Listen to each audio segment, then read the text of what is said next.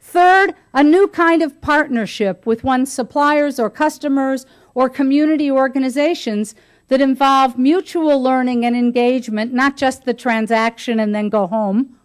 And finally, treating employees as sources of valuable ideas, encouraging their networks. In fact, in the future, the job won't matter as much as the network that people are in, their network face-to-face or their network via the web, because the job, it won't be possible to do the job without tapping the power of the network. And that's what makes the companies that I talked about into Supercorp. These are companies that do have superpowers. They can perform miracles. They can perform the miracle of being profitable and doing social good. They can work on disaster relief quickly. But what makes them super is that they supercharge their organizations with values.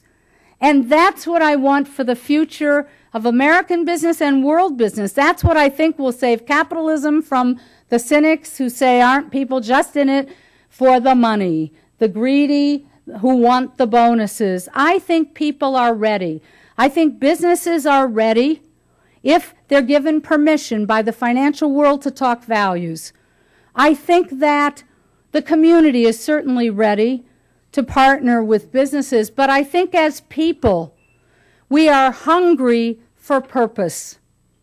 And so 21st century leaders, all of you listening, I hope, will understand that this is an important part of what will shape a prosperous society, a prosperous America of the future. Thank you very much.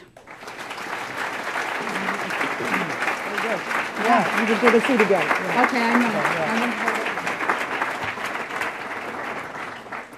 Today at the City Club of Cleveland, we are listening to a Friday Forum featuring Rosabeth Moss Kanter, Arbuckle Professor of Business Administration at Harvard University. We will return to our speaker in a minute for our traditional City Club questions. We encourage you to formulate your questions now and remind you that your questions should be brief and to the point.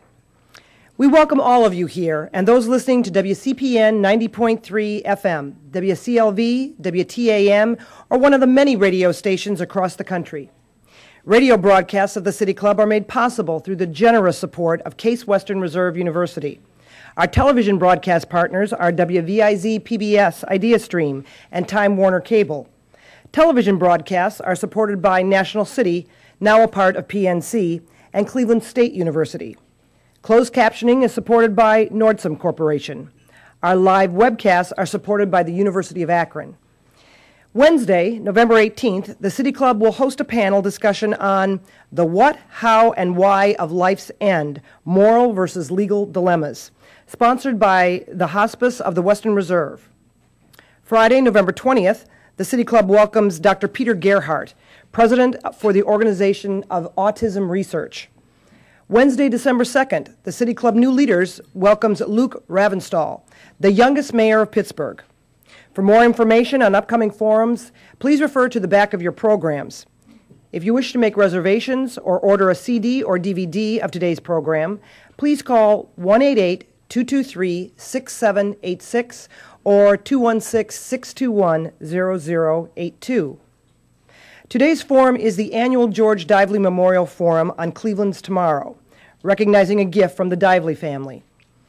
We are pleased to welcome to our forum today students who are here as part of our City Club student program. Participation of these students is made possible by a generous grant from the Jeffrey David Epstein Memorial Fund. Today we welcome students from Western Reserve Academy and Northeastern Ohio University's Colleges of Medicine and Pharmacies. Will students please stand and be recognized?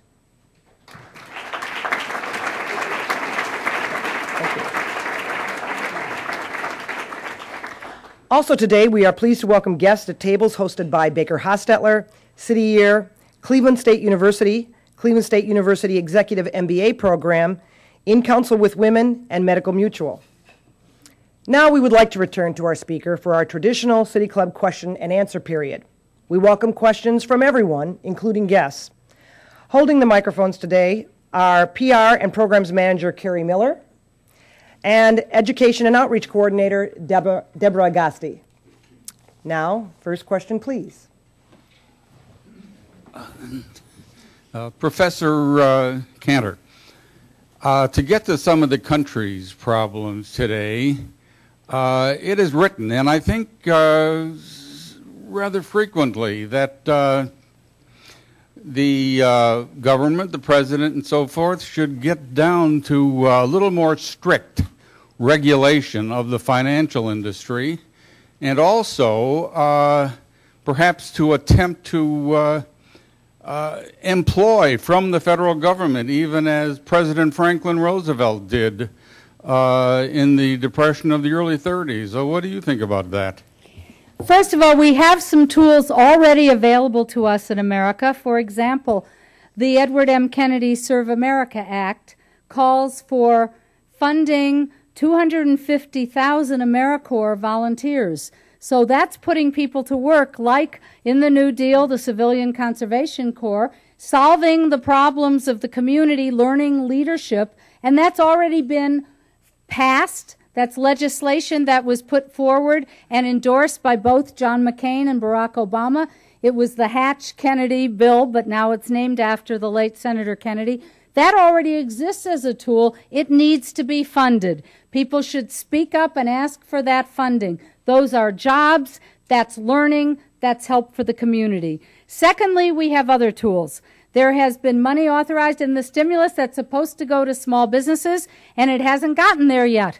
So we can make sure that money that exists in the banks, that banks are helped with the risk, because now banks are being told don't take as many risks. On the other hand, we want you to lend out that money.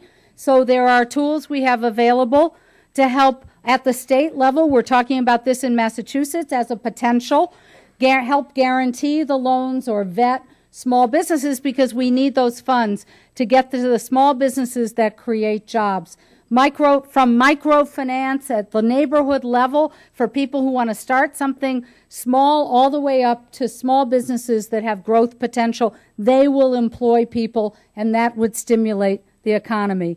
And clearly we need regulation. We don't have enough time here to talk about what kinds. There's a controversy about exactly in what agency it should be lodged, who should have the power.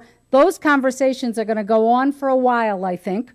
Meanwhile, there are things that can be done at the state and local level, and there are things that can be done with programs that have already been passed but need to be funded. Professor, I very much enjoy your presentation.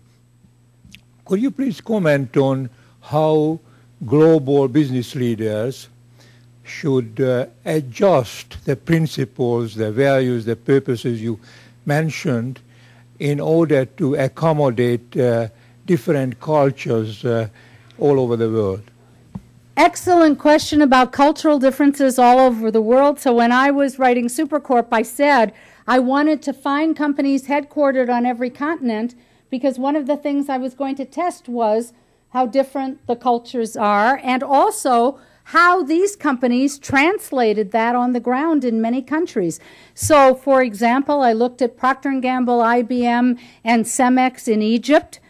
One of my Vanguard companies is a global marketing and advertising group based in France, that when I started to write Supercorp was the 4th largest in the world. Now it's the 3rd largest in the world, which is another reward for how well they manage.